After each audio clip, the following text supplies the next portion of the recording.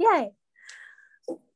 Hi, everybody. We're back for another week of self-directed education conversation. Yay. Yeah, I'm Angela. I wasn't here last week. And I'm here with Andrea, who is on a road trip. And we don't really have a topic today. We're just going to see what comes up and chat. Anything for you? Hi, everyone. It's Andrea. Yes, we are on a road trip. We're road schooling. We call it world schooling. And we unschool while we travel. And it's so easy to not have to worry about curriculum and booklets and printing things out and all that kind of stuff. We just, like Valentina, the way she describes unschooling is we just do our regular life and learn that way. That's her explanation. Yeah, so we'll be traveling in our motorhome for a couple months this trip, and we'll continue to take other trips from our home base. I know a lot of families do go on the road full time. We're not there. We travel part time, and we're on our second year of owning a motorhome. So we're not completely newbies. So that feels good. We have some experience. And we're in North Carolina. It's just about sunset. And we're at a really peaceful park. It's not very busy here because it's still off season in North Carolina. Once we go a little bit further south, our next stop will probably be in Georgia or Florida. I'm going to try to not get in the shot. Oh, that's so funny. Sorry to interrupt you. Yeah, so that's what we're doing. Something fun did come up last week. I was chatting with another member of the self-directed education group, and she brought up a good point because she was saying, like, we should think of a funner term than unschooling and self-directed education. So I thought maybe that would be fun to kind of like bounce around other ways to explain what we do. Okay. Yeah. Something that might be more, instead of talking about what we're not doing, we're not doing school, we're not doing, but what are we doing? Yeah. Life, I guess. Life. I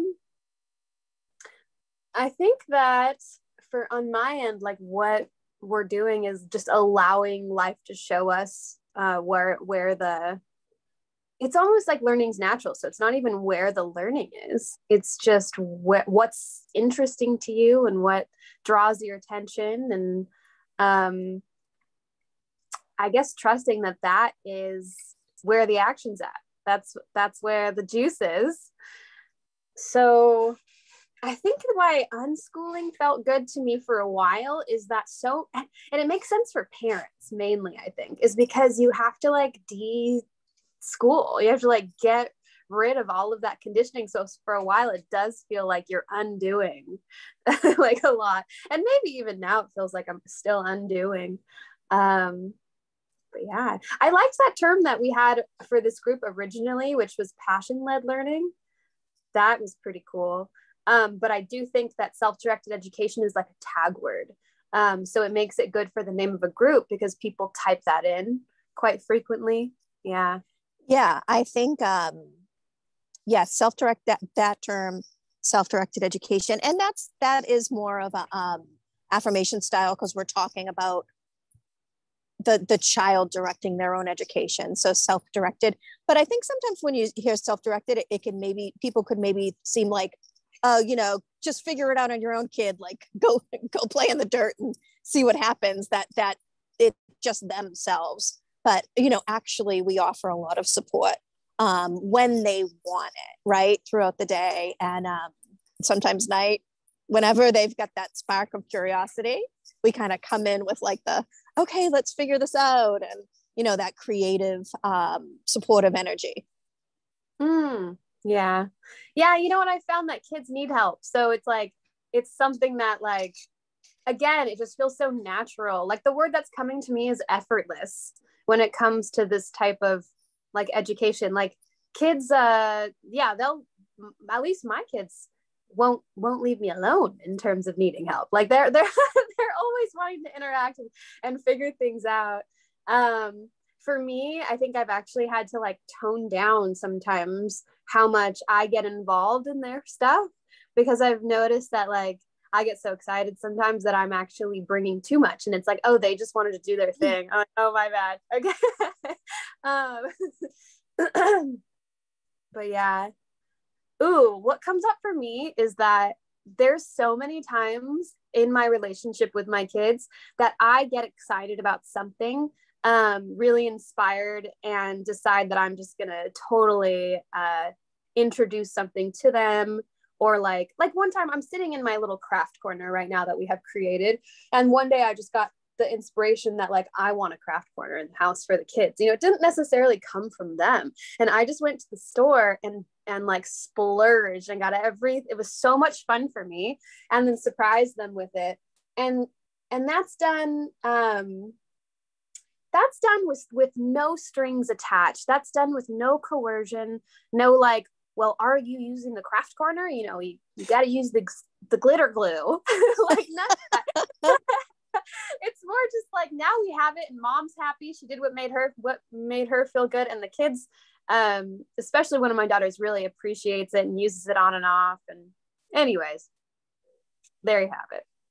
Yeah, well, I think that's, you know, it is a good topic that when we do jump in, I think sometimes with self-directed education, I feel like, you know, as guides or parents, whoever's kind of executing it, you know, it's the parent or educator isn't completely hands off, right? So it's not, hey, kid, you're on your own. But we are there to provide support, but support in a way that we help them get to their answer rather than give them the answer, you know, just kind of lay it out or get on our soapbox, although we can do that from time to time. So I feel like it's a real delicate balance of support and helping, but also helping them find the answers themselves, but not in a way that annoys them. Because sometimes I say, well, that's a great question. What do you think? And then my daughter says, why would I be asking you if I already knew the answer? Just give me the answer. Yeah. Yeah. Totally. Can you tell us a little bit about, because I know you how the job is going and how you act as a guide for the children at the Sudbury school that you're working at now? Yeah, you know what? I actually haven't started as a routine yet. They had to figure out like a couple scheduling things, but I am hired there and I did an internship there. So that has been so much learning for me, that school in itself, because the way that they operate, like, it taught me so many boundaries that I can uphold that maybe I wouldn't be upholding in my own house. And it also taught me when I should just like step back and not always step in. This school in particular has a lot of rules about not over interfering in the kid's life, like especially once they get to a certain age, like maybe around like 10 or 12. I noticed a lot of the boys, especially, they have like this room where there's a lot of the electronic use, and there's PlayStations and computers and stuff, and the boys really gravitate, it seems, towards that stuff. And yeah, like as a staff member, you're not supposed to just go in there and hang out and like stick your nose in and like almost like you're watching over them or something. It's really supposed to be their space to just explore themselves and like make friends and whatever. So yeah, there was a little bit like less is more learning as well. It's the younger kids that especially new kids that might need help engaging and really want that support. And you can tell which ones haven't come out of their shell completely yet. And then it's like totally appropriate to be like, do you want to play a game? Or did you know there's a bunch of crafts over there? Things like that. But yeah, let me think if I can. It's so funny. I just got an email right now. So about the scheduling, the employment, it's like just popped up this stuff. Anyways, so boundaries was a big one. And let me think about an example that I can use, because I came home and I remember I was talking to my partner. I'm like, wow, we can have so many more boundaries in our house. Like it's okay to like say, oh, like, you can't just walk around with an electronic in your hand and then like sit down where everybody else is and have that thing on full blast, like with cartoons on, because it's distracting to those around you. And that I saw other students enacting that rule many, many times. Like, hey, that is a obstruction of something. It was some rule. Can you please turn that down, type of thing. And I was just noticing, like, okay, in my house, it's sometimes I feel kind of bad, like I have mom guilt or something, and I'm like, well, I don't want to tell you not to do your thing, but I'm realizing that things actually flow better if we do have somewhat of a framework for navigating the household that works for everybody. So awesome. Yeah. And I made a slide on boundaries. I might run in and get a light in a minute. But I think that especially with this lifestyle, especially with unschooling, because now, like, there's no clock, and it can be really, it's super ultra mega freedom, but that can get chaotic. So I made a slide with some just like which the ones that we follow are like taking care of our bodies when it comes to hygiene, mealtime, each other's space and each other's things, respecting the community, so just some basic guidelines that I really just had my daughter agree to when we decided to doing, just so that it could work for both of us. So I think having some basic boundaries and guidelines are good. Then you kind of have the framework that helps the kids and the parents, right? Because oh, totally. Yeah. You're disappearing. It's getting dark. I know. I know. Yeah. I'm going to just go on mute for a minute, and I'm going to go get I think you already muted, unless it froze. But I'll just piggyback off of what you were just saying, and fill the space for a second. So in my house as well, it's been really interesting. The boundary thing has been, or not the boundary thing, the working out what works for everyone and coming up with a schedule or somewhat of a routine has been a journey. It's always changing. Like at the beginning of our unschooling journey, we even took a summer where we decided that we were going to do some more like formal education for multiple personal reasons that had to do with our particular life circumstances. We have a blended family. We have many different people deciding what is best for the kids. And so we were working as a team and experimenting with things. I'm not necessarily saying that people should do that. I'm just saying that, anyways, so we had, the way that we went about that with kids is that we sat down at a family meeting first, whenever we're going to try to create some sort of a routine or something, and just bring to attention what we are feeling and maybe the reasoning behind what we think that we should do, the new routine that we should set, the boundaries we should set, whatever that is. And then we also leave space open for children to express what they are feeling from that without any judgment, without any like, oh, well, backlash, like I need to, I don't know, like invalidate what you're feeling or explain why it doesn't make sense or anything like that. It's just like anything goes. Let the kids express what they're feeling, what they possibly think we could do to solve the problem. Now, from a parent's perspective, a lot of things that kids come up with were like, that's a clear no. But for the sake of conversation, we just, it's really, really useful to just have this feeling of anything goes, and maybe even jot things down on a list or keep track of it in your mind. And then we go over it together afterwards in communication. Like, okay, well, I can explain to you why, I don't know, moving into a tent out for a year out there is not going to work as a family because like that sort of thing. Like, and this is how we create really deep understanding of big life choices, even, and how we operate our life, is going through these conversations with kids rather than just setting all the rules ourselves and making up the routine and then handing it down to them. It's through these conversations that kids are like, oh, okay. Most of the time they'll get it. Of course, life's not perfect. There's going to be times where they absolutely don't agree on a boundary or something in the routine that you have considered non-negotiable. That's going to happen, and we're going to have to, trust what we're feeling and go ahead and keep doing those non-negotiable boundaries.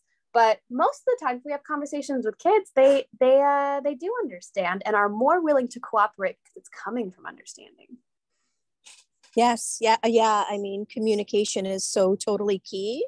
And I think to remember with that this is a two-way communication. So it's not a parent-led. The children are leading their education, but when it comes to home and boundaries, it's really like a cooperative space. So typically when something feels off and it's something that I want to talk about, I always say, like, well, what's happening with you? Like, are our days still working for you? And what do you want more of? I think I added this to a post because it's really just finding the right rhythm. And then when your rhythm changes, like our life changes a lot when we're on the road versus when we're at home. And just kind of checking in, and it's all about that communication. But for me, it has to be both ways, so that I'm expressing myself of what I think would work and not work, but I'm also allowing her time. And well, we haven't really had a check-in in a while, but most of the time she just wants more free time, and in her free time she likes to game or talk to her friends, or usually it's screen time, and if that's what she loves, then great. But that was kind of the last talk we had. She was saying that time, more screen time. And I said, okay, well, how about this? Like, when it is time to do the groceries, or there is something that we both need to do together, because we do mostly all the household stuff together, let's do that quicker or do that more efficiently, and then you can have more free time. So usually I try to make those family conversations or family discussions win-wins, like, so that we're both free to discuss what we want more, and both being flexible, and get into a point where we could just, and the day's not going to be perfect all the time, obviously there's ups and downs, but the better we can be kind of in the zone, in the passion mode, in whatever you want to call it, in alignment, for those kind of magical learning moments to happen, is the goal.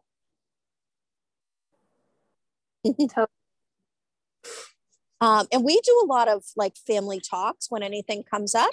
And I always try to do that like after a meal, because I find that sometimes in the heat of the moment, something comes up, we're off balance. It's okay. I mean, but to actually sit down and work through it, I always like to do that like after we have a meal, we're both full, we're not hungry, we're thinking straight, we're hydrated, and then we can talk about it. And I love, if we want to draw pictures, or that helped when she was younger, just a free space to get the emotions out, get how everyone's feeling, and just kind of get to that family harmony place, which isn't 100% all the time. There's ebbs and flows for sure, but more of that kind of, more harmony, family harmony moments.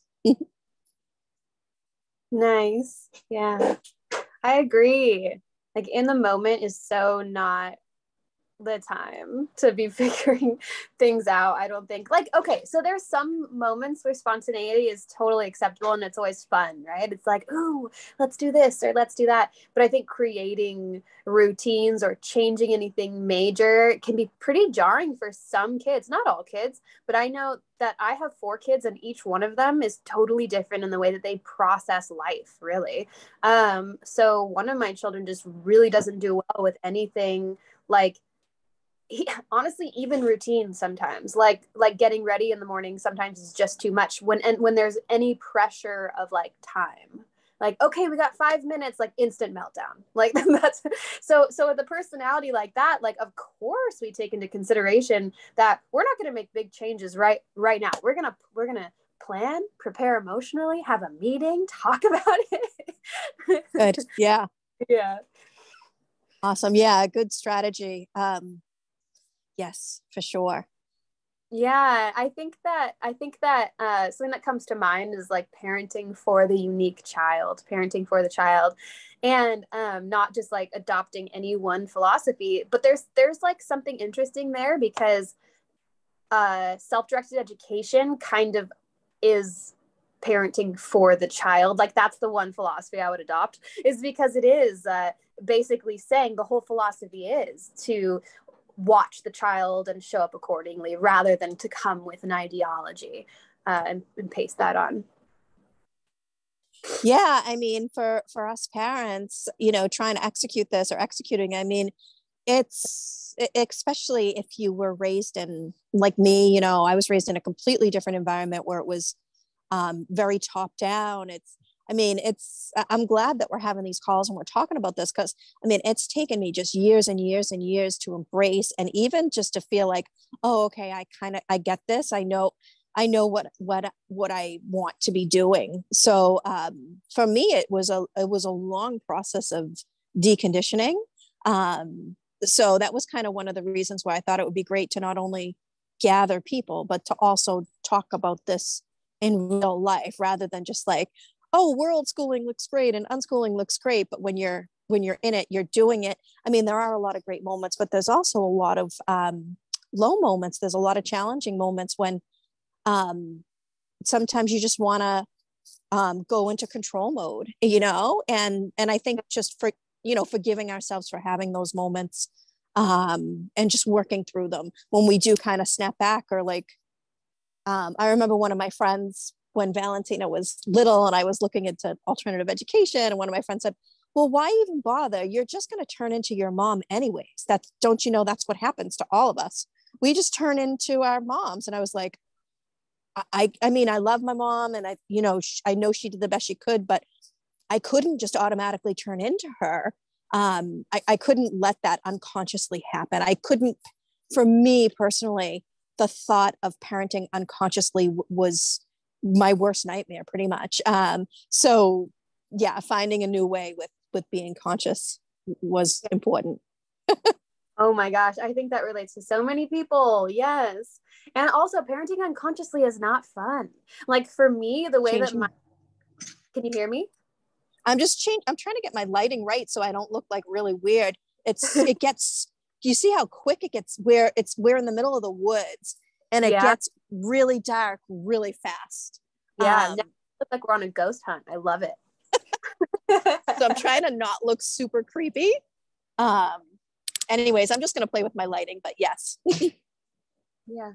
Yeah. For me, I think I was, I have to admit that I think I'm a big kid in a lot of ways, and I am totally drawn towards what is fun and what is passionate and what is, that's for me. I, as a personality, I was never able to swallow for very long something that wasn't interesting. I don't know if they call that ADD or whatever they call that, but so my, ever since I was a teenager, like could not go down that route. And then parenting came along and it had that same energy to it. It's like, wait a minute, I have to do what everyone else is doing in the terms of the schooling and what my mom did. That was just a hell no for me. It was an absolutely no. That's not going to be fun. And then you realize that what you're attracted to and what is fun and what makes life more joyful and full of those special moments is parenting consciously. And then you're naturally attracted to doing the quote unquote work, which isn't really work. It's just paying attention to any time that there's moments of dysfunction or unhappiness where you feel dread and all the negative emotions that pop up from parenting, and seeing that doesn't have to be the way it is. And there are solutions in the form of healing that bring us back to the joy of it all. Yes. Yes, I agree. And I think that's kind of, I'm going to go inside. That's like the underlying theme, I think, for a lot of people, is that just having that, I cannot just do this unconsciously and just, you know, like you said, do what everybody else is doing. Yes. So Yeah. Of course there's that component of like, I also don't want to do wrong for my child. I think every parent feels that. And I do think that if we're honest too, there's that feeling of like, I also want to have fun myself, like inside this container of parent-child relationship. So yeah. I think that that's where the balance is that you and I have talked about before, is that, you know, we're not submissive parents where it's like, you know what, kids rule, we're secondary. You know, it's this balance of you matter and I matter too. Let's get your needs met, let's get my needs met. And then you're kind of in like, I guess, you know, family harmony, rather than it's all about the kids or it's all about the parents. You know, it's really about us as a team. Let's go for the win-win. And when you have multiple children, then you're talking like win-win-win. How many people can we? Someone isn't satisfied with this decision next time. You know, let's do what I kind of like that balance of when you do have a group. You know, if the majority wants to do one thing, then let the you know, have it be fair and balanced, that everybody gets a turn to kind of choose whatever it is that, you know, the game or the place you're going. Yeah, absolutely. That's how it works. All of those bigger family. Oh, can you hear me? Because I think there's a slight lag. Just want to make sure I'm not interrupting you. I can hear you. Yeah. Okay. Cool. Yeah, but that's how it works in our family too. Like so many times we have the good old democratic vote. Like it's time to vote. And you know what? Voting doesn't even always work, because we have to take into consideration that maybe there's more people in the family that have a tendency towards wanting to do certain things, and so that they would always win if we always vote. So yeah, it's working mostly with voting that typically works, but then also taking into consideration when some people's needs need to be met as well, even if the vote didn't go their way. Yeah. Yay. Well, I'm glad it's nice to agree on that. I'm just looking at the time. I've just being in camping, timeline just completely changes. Where we live in Mass is urban area. So coming camping and out to the woods is a really nice shift. And especially this year, it's taken me longer to decompress. Yeah, I didn't like, COVID didn't hit us that hard as a family, but I think after just a couple years and just with other situations happening, I'm happy to be in the woods and just hanging out with trees and taking time to decompress and, you know, get myself back into alignment. So my inner clock changes, and it's nice to be on nature and kind of away from the busy and the hustle. And as we've come down, I think we went through maybe 5 or 6 states. It seems like that we hear less and less about COVID when we travel, which is kind of nice. But everywhere, once we left Massachusetts, everywhere we stopped has just been masks optional, which is nice. There hasn't been any, which we prefer, you know, not to wear masks. So it feels like the further we get from Massachusetts, like the more relaxing it is, and just natural, and a lot of like de-stressing for me personally after a couple crazy years, you know. Oh, that's nice. That's good to hear. Perfect. Yeah. How's the travels been so far? How long have you guys been on the road? We left last weekend. Okay. So, yeah, we're not into Super Bowl, so we did not watch the Super Bowl, but we were traveling for Saturday and Sunday. And now we're in North Carolina for 2 weeks, and then we'll go further south. We're in a really cool travel club called Thousand Trails, which is great. A lot of full-time families join it. So we get like 2 weeks at each campground, and there's tons of them all over the US. So it's a really affordable way to travel. And we're just kind of going with the flow of their membership, which is the 2 weeks. So for this trip, we have 1, 2, 3 2-week trips booked, and then we've got to kind of fill in. But there's tons of, do you guys ever camp? Yeah, we do camp, but we didn't this past year. I actually had to cancel a big camping trip because my car engine like blew up a week before we were supposed to go to Yosemite. Crazy, I know, but we do every year at least once. We take a big camping trip. Awesome. Yeah. We always loved travel. We were not campers until we bought this camper, kind of like on a whim. We were looking, and it just, the universe opened up, and like, we're like, here, buy this camper. We were like, we'll take it. So it was really synchronistic, and it happened kind of fast. So our first camping trip was when we left last winter of 2021. We left in February for 3 months and never camped, never had an RV, we had only looked at RVs. So we've kind of figured it all out as we've gone, which has been fun. But lots of challenges come up, just even with regular camping. I'm sure you know. Yeah. Oh my goodness, to figure it all out from scratch. That's great. Yeah. So now we're a year in, so I feel more relaxed this time around for sure. So yes. Yeah. You know what? It's interesting because I had a similar experience here when it comes to like, oh, hold on a second. I think someone had joined the chat, but then they just left. Hold on. I think I had a similar, it's interesting because I think you're supposed to be able to just join in. Yeah. Okay. So I don't think I did anything wrong.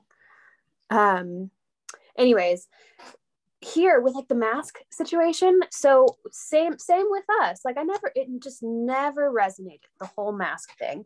And California was supposed to be one of the like worst in terms of like rules and restrictions. Maybe it's because of the population or whatever, but it just turned out that where we lived didn't like want to follow the rules all that much. Just the park down the street, like they put duct tape around it, and everyone just took or like caution tape, everyone just took it down very peacefully and let the kids play, and no one ever did anything about it. They have mask mandates throughout the state, and everyone's just like, well, you can wear a mask if you want, but you don't have to. Like the stores they required it for like a little bit, I remember, and then it just like not anymore, unless the owner decides on their own that they want to enforce it. But anyways, it just seemed cool to me. It was like, okay, I don't have to, it's not relevant for me to have to become an activist right now.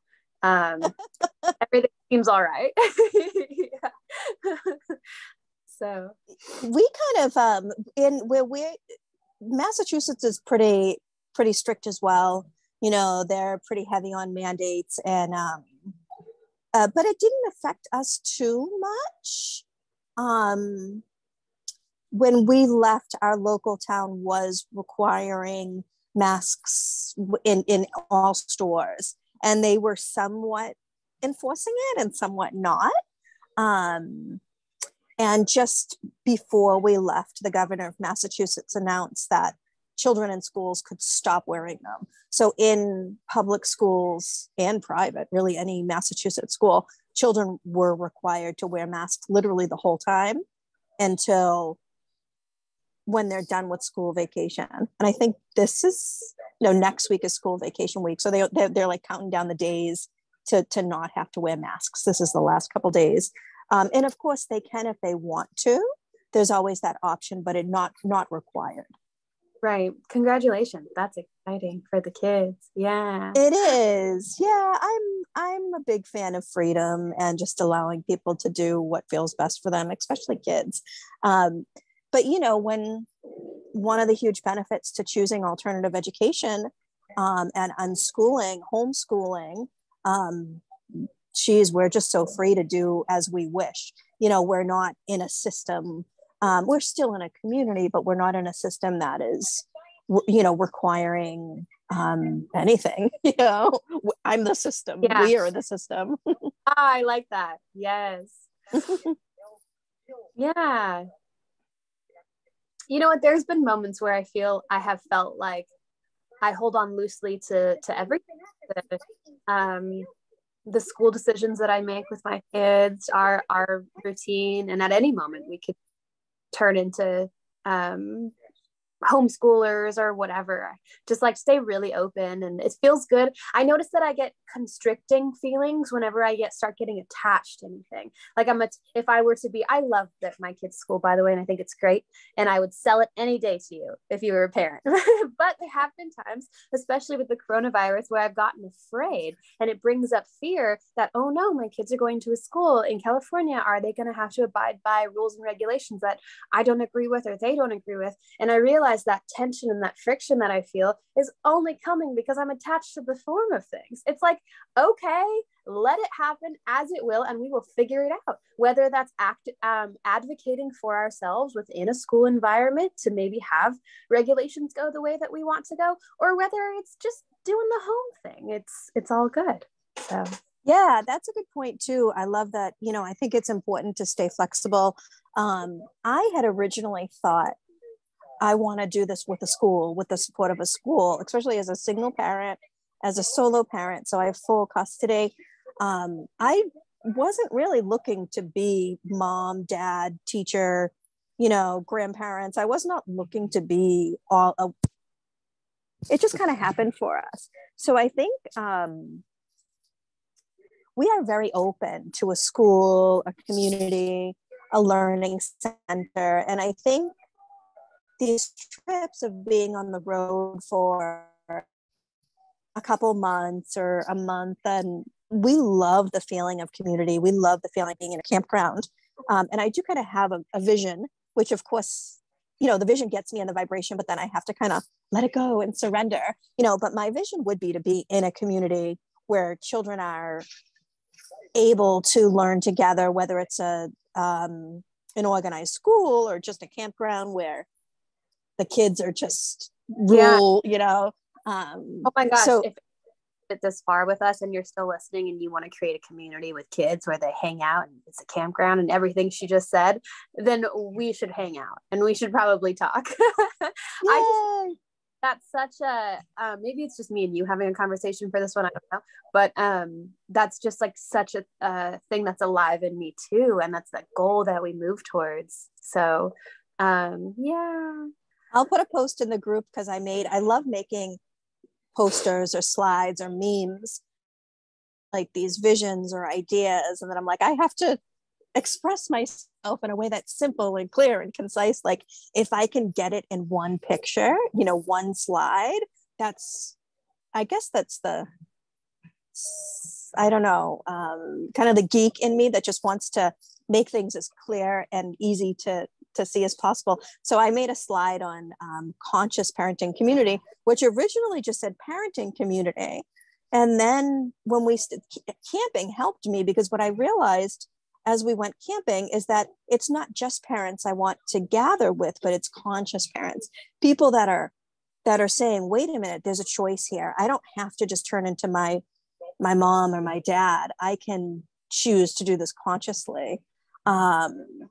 So I added the word conscious, which hopefully you can't tell that it was a hack. I am a bit of a hack, but anyways, yeah. So I put that word on there, and the vision keeps evolving. Yeah, we should. So I'll put a post, and we can chat about that for sure. I would love to up getting into the actual ideas of planning and how that would even be possible to do something like that.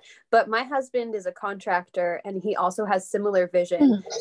For him, he is very passionate about creating less expensive, eco-friendly ways of building. He has a lot to figure out in how to make that practical, but it's looking like 3D printing is the way to go and possibly a way of the future. And that's a big goal of his, is to add that tool to his business to one day be able to just offer 3D printing. And, if we do well, if we're able to make enough money, then buying piece of land that we could then build on with that machine is not something that is too far out there to imagine. So Yeah, that's awesome. And you've shared that before. And I just think that that's so exciting and so awesome. I feel like because now that we're really connected to the world, the full-time family world, and also, not all full-time families unschool. A lot of the full-time traveling families use some type of curriculum or some type of schedule, which may work great. Again, it's not any judgment. But I feel like there's, more of the boxes getting checked. Okay. Freedom for the children, natural living, eco-friendly, organic, sustainable. I love gardening, and I want a greenhouse. My daughter loves pineapples and kiwis, and a place that we could grow, tropical fruits and vegetables, because I've never actually grown those, because I've usually lived in a colder climate. So yes, the dream, the vision. Totally. Yeah. So I'll put a post about that. And if you want to, chime in, we'll see. I bet a lot of people are looking for this, a same type of like-minded community where kids can just play all day and build things. And what people were like, would they be interested in like traveling back and forth, so maybe space sometimes that you would stay in, or would they be more interested in investment, like wanting to owning a piece of a parcel or something, and leaving it totally open, but what would work? Maybe the land could have RV hookups where like you just, it's sort of like a come and stay and hook something up and then leave. I don't really know, but I just people are at see what would work for people. Yeah, I love the idea of tiny house communities, and maybe some people roll in their RVs, and there's some permanent structures. I would just be flexible, to however that looks and whatever's cost effective. If we could get a bunch of inexpensive RVs, and that would be lower cost than even printing them from scratch, maybe start with that, Oh, totally. Yeah.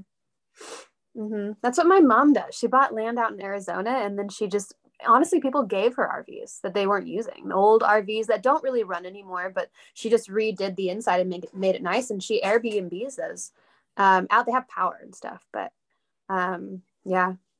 Seems pretty. Can we do an event?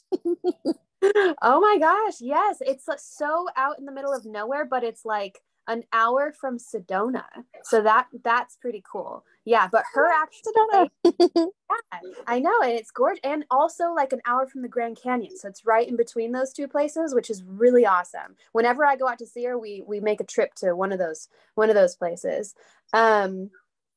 Oh, and it's like an hour or an hour and a half from a place, an intentional community called Arco Santi. I don't know if you've heard of it before, but last time I visited my mom, we went to that intentional community too and stayed, I think 2 nights there. It's just so amazing. It is like something out of an alien planet like Bashar or something. Architecture, it's gorgeous, and it's this little intentional community. My gosh, you'd have to look it up to see. Words are not going to do it justice. It's so cool. Anyways, her place is like really in the middle of nowhere in terms of like there's not even a store where she lives. It's she really lives off the land, which is cool. We could totally do that, but it is something to keep in mind that we'd have to prep. Yes, prep for that. Yeah. Awesome. Yeah, well, you know what? Once we post this, you can put the link in the description to whatever you feel comfortable sharing, that intentional community, or even if your mom's place for people to check out, or I'm comfortable with whatever level of privacy or sharing. But I think we should talk more about events, because now I'm like, I would love to eventually get together. I would love to get together in like Sedona, Arizona. I'm not sure how quickly I could get out there, because we're probably going to stay on the East Coast just because we've been looking for a new place to live for our home base. So Valentina and I decided that after traveling for a couple months, we don't want to travel full time. We would like to keep a home and travel part time. So we're looking to change our home base. So bottom line, I think I'm going to stay pretty close to home but that's what I'm thinking right now. But yes, I would like to eventually plan some type of event, hanging out. What you're doing, it's this weekend, your event? Yeah, it's this weekend, the event. Yeah, if anyone's, yeah, this probably won't even post in time, but it's in Southern California. And that's probably why my energy during this call is a little more like, I don't know, less centered, because I was just running around all day and still have a bunch of things to put together tomorrow. And then my mind is there. But yes, I have an event, a motherhood event on Saturday in this beautiful space. We're doing like a meditation corner. You get a massage.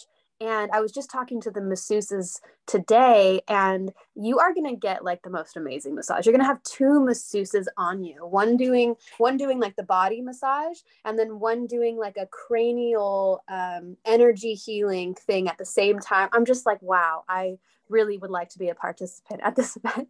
So cool. You also get a Reiki, two parenting workshops held by spiritually minded parenting coaches. So I know that mine definitely hits on very mystical points, which I love. That's right up my alley. Organic meals. I'm excited.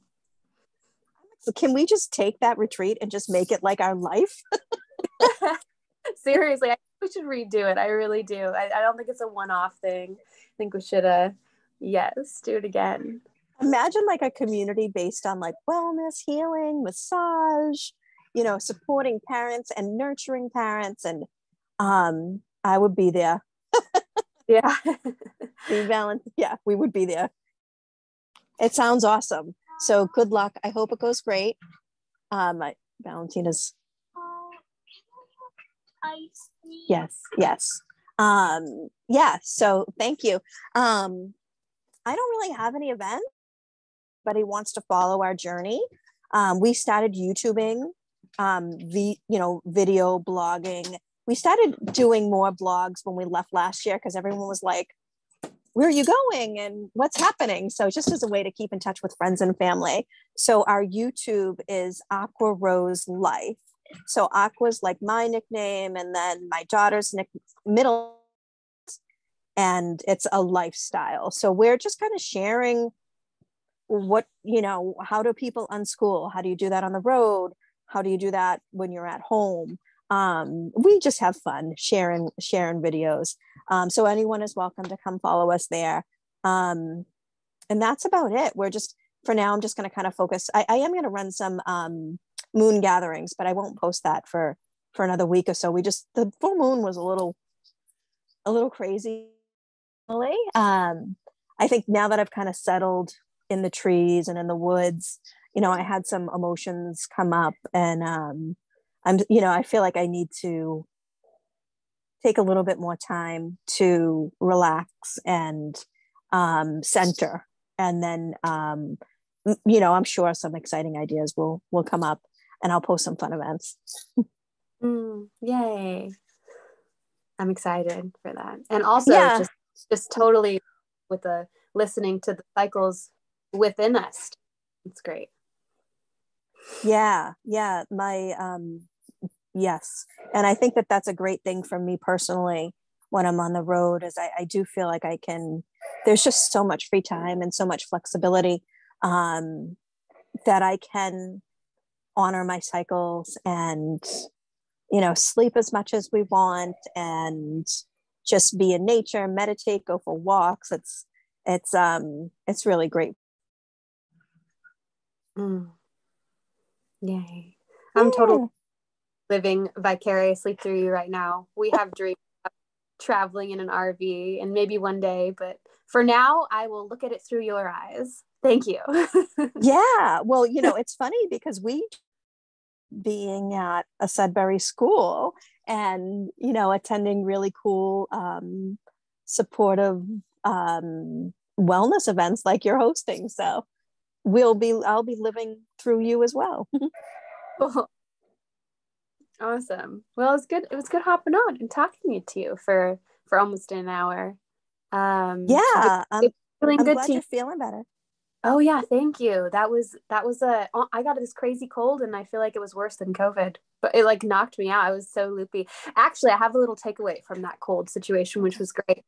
Which was I noticed that if I just relaxed, like and put away all of the stress mind that's like, oh, you have to do this and you have to do that and you got to do this, and just relax, it was actually quite fun because it felt like I was a little loopy, almost like I had ingested something, whether it's a glass of wine or smoked I don't know, some cannabis or something. Like it was just kind of fun and cuddly with the kids vibe. But the moment that I had to figure anything out, that's when I would start to feel like a suffering feeling or a headache, or it was so obvious that life was calling me to just rest. I think illness plays that role for us sometimes if maybe we don't let ourselves rest enough. I don't know.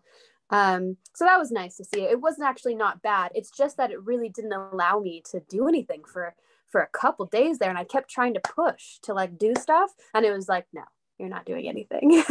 So yeah. Well, I'm glad you had the takeaway and, continued rest and healing and fun and passion, Yeah. Thank you. I'll be with you in a minute, honey. Yes, she is in need. Awesome. So definitely upload this conversation. Yeah, I'll save it. I think we recorded it. Whoa, and there I go.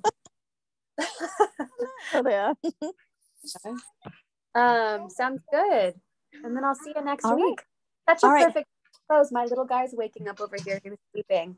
And I hear your so there he is. Hi. All right. I'll see you next week. I'm gonna go hug this little guy. Yay. All right. Thank you. Hi, thank you. Talk to you later. Bye.